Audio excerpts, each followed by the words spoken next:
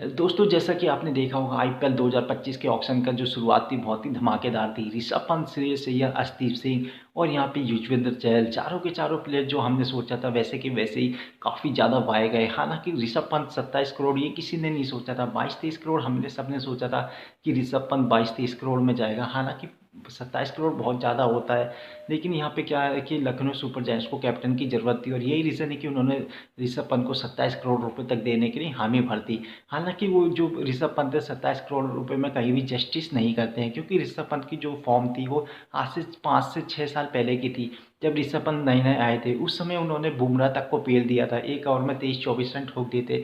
लेकिन आज के टाइम पे अगर मैं बात करूँ तो ऋषभ पंत बहुत ही ज़्यादा टेस्ट क्रिकेट में हो चुके हैं। वो उस लय के क्रिकेटर नहीं रहे टी20 के जैसे वो पहले हुआ करते थे। तो मुझे नहीं लगता कहीं से भी जस्टिफाई है 27 करोड़ रुपए देना यहाँ पे जैसे अपने ऋषभ पंत को। साथ ही साथ श्रेयस अय्यर को भी यहाँ पे 26 करोड़ 75 लाख रुपए देना कोई जस्टिफाई नहीं था, क्योंकि श्रेयस अय्यर भी उस लय के प्लेयर है नहीं। पिछले साल केकेआर जीती तो यहाँ पे श्रेयस अय्यर का योगदान है, लेकिन बहुत ही कम है, क्योंकि श्रेयस अय्यर की कई मौक़ों पे बैटिंग ही नहीं आई। क्योंकि उनके जो ओपनर थे फिल सॉल्ट वो बहुत ही ज़बरदस्त फॉर्म में थे, पिछले साल उन्होंने तूफान मचा रखा था, तो उनकी वहाँ पे बैटिंग ही नहीं आई थी। उसके बाद यहाँ पे उनके कई सारे प्लेयर थे जो अच्छा कर रहे थे। इस वजह से यहाँ पे श्रेयस अय्यर को कोई ज़्यादा मेहनत करनी नहीं पड़ी। साथ ही साथ उनके पास काफ़ी अच्छे-अच्छे बॉलर थे, मिचेल स्टार्क, हर्षित राणा, वैभव अरोड़ा, जो उनको विकेट लेके दे रहे थे। श्रेयस शर्मा, वरुण चक्रवर्ती, ये सारे के सारे यहाँ पे काम कर रहे थे। यही रीज़न था कि टीम काफ़ी अच्छी थी केकेआर की और इसी कारण से वो जीती पिछला टूर्नामेंट। तो श्रेयस अय्यर का उसमें कोई ज़्यादा रोल नहीं था। उन्हें 26 करोड़ 75 लाख रुपए देना कोई ज़्यादा मुझे लगता नहीं इतना जस्टिफाई कर पाएगा श्रेयस अय्यर यहाँ पे इस रोल को। तो मुझे लगता है पंजाब ने ये बेतुका यहाँ पे बाय किया। हालांकि उन्हें मिडिल ऑर्डर में एक भारतीय बल्लेबाज चाहिए था, क्योंकि पंजाब हमेशा से क्या करता है कि फॉरेन बल्लेबाजों को रखता है और यही रीज़न होता है कि हमेशा टीम बाहर जाती है।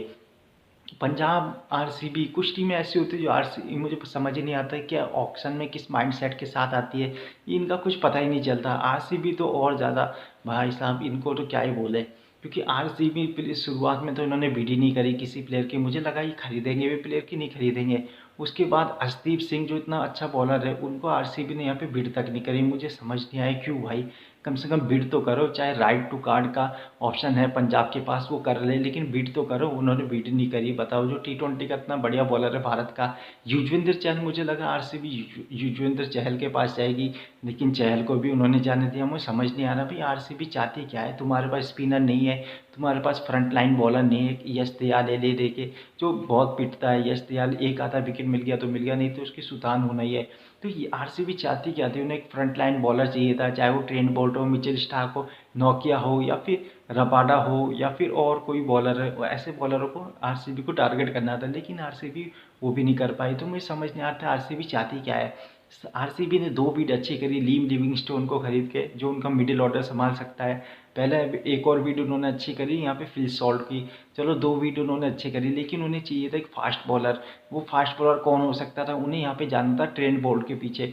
अब ट्रेंट बोल्ट इस शुरुआत में झटके देने में माहिर है और आरसीबी को ऐसे ही बॉलर की तलाश थी जो शुरुआत में उनको लिए विकेट दे सके।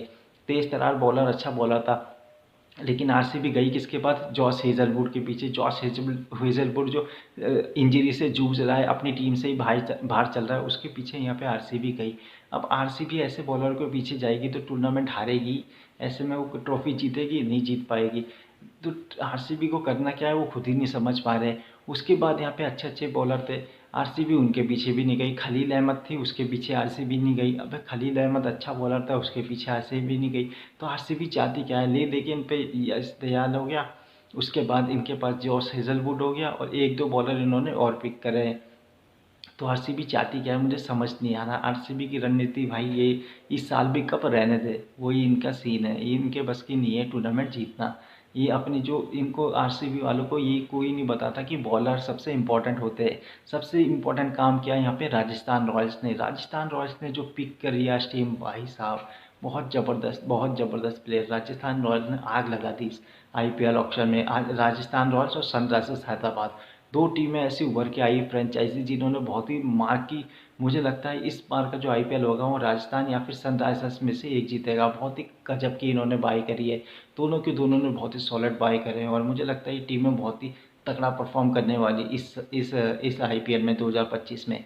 यहाँ पे राजस्थान रॉयल्स ने काफ़ी अच्छी अच्छी बाई करी है। तो वहीं यहाँ पे अपने सनराइजर्स ने भी काफ़ी अच्छे अच्छे प्लेयरों को बाई किया है। तो दोस्तों अगर हम बात करें और थोड़ा-सा यहाँ पे डीप जाए तो वेंकटेश अय्यर जो कि 23 करोड़ 75 लाख रुपए में बिका, वो बिकने जस्टिफाई नहीं था। केकेआर ने क्या सोच के उसे 23 करोड़ 75 लाख रुपए दे दिए, आई डोंट नो, मुझे समझ नहीं आ रहा। क्योंकि इतना जस्टिफाई नहीं था। वेंकटेश अय्यर एक अच्छा प्लेयर है जो कि 8-9 करोड़ रुपए तक सही था, लेकिन उसके अलावा मुझे नहीं लगता कोई जस्टिफाई था वेंकटेश अय्यर को। काफ़ी पैसे इन्होंने खामखा खर्च करे जो करने नहीं चाहिए थे। हालाँकि आईपीएल ऑक्शन का जो रोमांच था बहुत ही बढ़िया था। कुछ शॉकिंग थे जैसे कि डेविड वार्नर का ना बिकना, ये बहुत ही बड़ा शॉकिंग था। तो